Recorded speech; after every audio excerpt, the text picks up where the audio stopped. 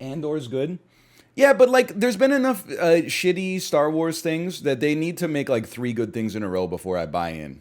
You know, it's like the S&P 500. Just because you get one inflation print that's 20 basis points lower than expected, that's like a false bottom. Okay, you gotta wait until you get a string of a few. That's not true actually. I just mindlessly dollar cost average every month. I just wanted to make a metaphor or a comparison rather.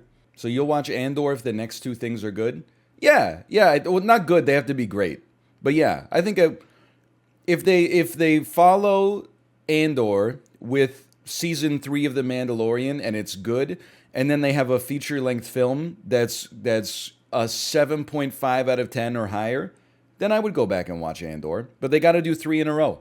That's where we're at right now. Because I'm not doing this thing ever again where they do one good one and I'm like, maybe they got it. And then in the next one, they're like, never mind. We fired the guy who made it interesting. Knives Out, though. Knives Out, I will see Knives Out. There's no Knives Out 2. What is it called? Looking Through a Glass Onion? Why don't you just enjoy the one good thing when you get it? Because this is, first off, I don't know, is this concern trolling? The problem, Disney, you can't have it both ways. I say that as a Silver Castaway Club member.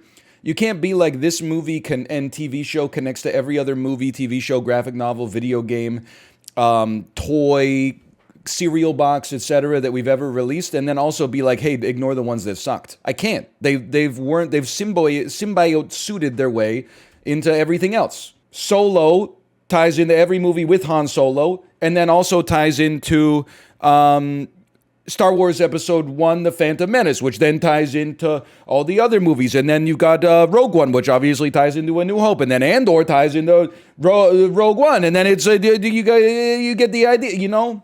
I'm just happy the guy who did Brick got to do a Star Wars. I don't want to brag, but I have some indie street cred. I saw Brick in theaters as a high school,